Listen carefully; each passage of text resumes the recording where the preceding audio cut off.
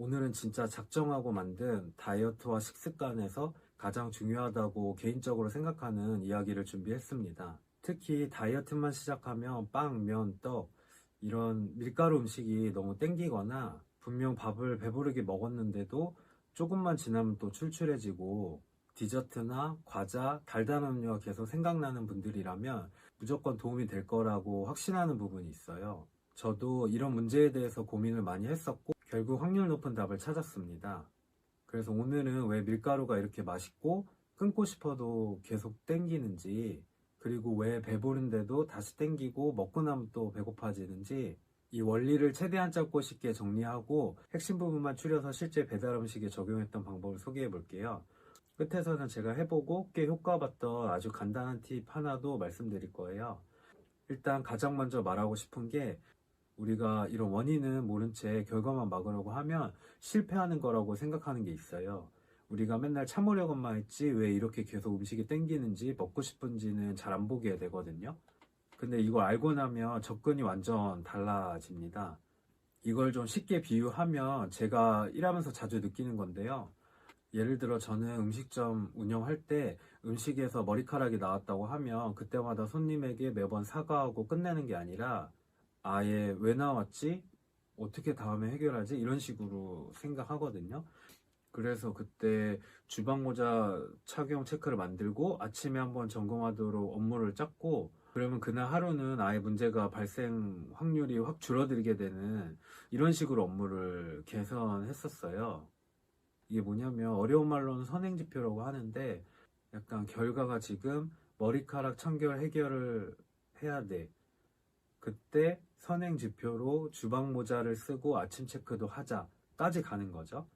그래서 좀 더 쉽게 말하자면 결과를 막는 게 아니라 원인을 먼저 잡는 방식이에요. 이게 식단도 똑같더라고요. 내가 먹고 나서 참는 게 아니라 왜 계속 땡기는지를 보면, 원인을 보면 스트레스 없이 건강 관리가 되더라고요. 그래서 출출하게 되는, 계속 땡기는 이 원리를 나중에 적용하기 위해서 이 원리를 간단하게만 핵심만 봐볼게요. 이걸 좀 단순하게 보면 밀가루나 빵, 면 같은 음식은 보통 정제탄수화물 형태가 많거든요. 정제탄수화물은 쉽게 말하면 원래 곡물에 있던 식이섬유나 껍질, 영양분이 많이 빠지고 밥알, 밀, 하얀색 형태만 남는 거거든요.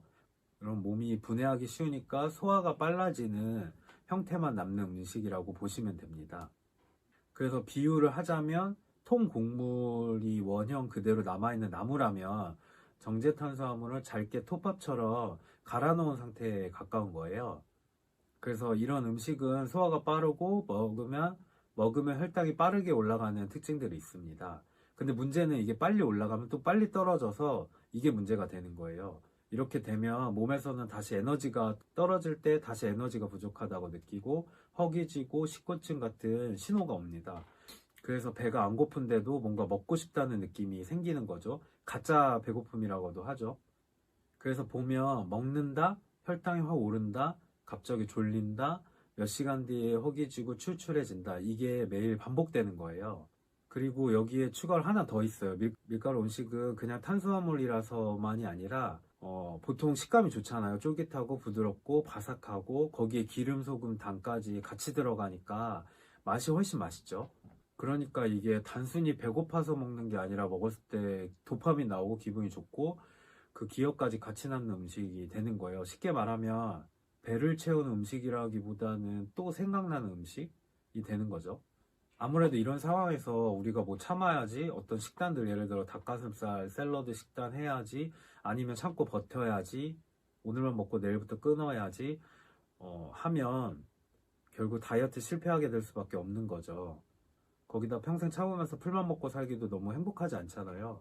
그래서 일단 지금 밀가루가 혈당을 올려서 흔히 말하는 혈당 스파이크가 되고 내가 가짜 배고픔으로 허기지고 출출한 게 원인이 되는 건데, 앞서 말했듯 원인은 모르고 결과만 막으려다 실패하곤 하는데 우리는 이제 원인을 알았죠. 자, 정리를 하자면 이 음식을 먹을 때 혈당이 심하게 오르게 하는 게 있고 아닌 게 있다. 이거 하나만 기억하면 돼요.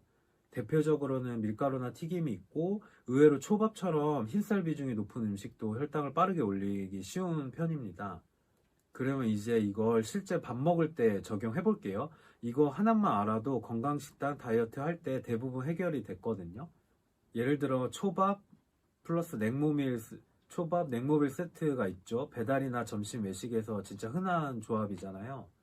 이 조합을 보면 초밥은 흰쌀이라 흡수가 빠른 편이고 냉모밀은 면에다가 국물도 단맛이 들어가는 경우가 많죠. 즉 흰쌀, 면, 국물 이렇게 빠르게 흡수가 되는 이런 요소가 한 번에 겹쳐 있는 거예요. 이러면 식후에 금방 추출해지고 단계 땡기고 이런 패턴으로 이어지기 쉽겠죠. 그래서 저는 이런 메뉴를 먹을 때 두 가지만 생각을 해요. 첫 번째는 샐러드나 야채를 먼저 먹는 겁니다. 이렇게 하면 그냥 흰쌀과 면만 바로 먹는 것보다 식사 구성 전체가 야채랑 같이 먹으면서 소화를 느리게 하는 효과가 있어요. 두 번째는 냉모밀 면을 그대로 먹는 대신 밀가루 비중이 낮거나 없는 대체면으로 바꾸는 겁니다. 예를 들어 제가 먹는 것 중에는 풀면 제로면 시리즈가 있어요. 거기에 메밀면이 있고 그걸 이제 대체해서 먹거든요. 배달로 오는 메밀면을 빼고 그 대체면을 먹어요. 그래서 한마디로 정리를 하면 샐러드 2주먹 정도 먼저 먹고 냉모밀은 밀가루면 대신 대체면으로 바꾼다. 이 두 가지만 해도 같은 메뉴를 소화를 더 천천히 되도록 먹을 수 있게 되는 거죠. 물론 이렇게 먹는다고 살이 갑자기 확 빠지고 드라마틱하게 변한다 이건 아닙니다. 근데 우리가 현실에서 배달시키고 외식하고 초밥 세트 먹고 돈가스 먹고 하잖아요. 그럴 땐 그냥 먹는 것보다는 야채를 먼저 먹고 밀가루, 국물, 당류들 소화 빠르게 하는 포인트들을 좀 조절해서 먹는 게 당연히 더 낫겠죠. 저는 실제로 이렇게 먹고 있고 이렇게 먹었을 때 느낀 건 적어도 체중이 쉽게 늘지 않고 식후에 뭐가 땡긴다 이런 게 적고 몸도 좀 더 편안하다는 거였어요. 저는 오히려 이런 방식이 스트레스도 덜하고 오래가는 식단이라고 생각합니다. 그래서 저는 이걸 먼저 기본으로 깔아두고 나서 그다음부터 더 건강한 식단도 자연스럽게 도전할 수 있었습니다. 일단 내가 자주 먹는 음식 중에서 뭐가 혈당을 빨리 올리는지 뭐가 자꾸 땡기게 만드는지 그것부터 하나씩 보는 것만으로도 충분히 몸이 건강해지는 시작이라고 생각해요. 너무 스트레스 받지 마시고 조금씩만 바꿔도 분명 달라질 수 있다고 생각합니다. 다이어트 하거나 건강식 하시는 분들 다들 화이팅입니다.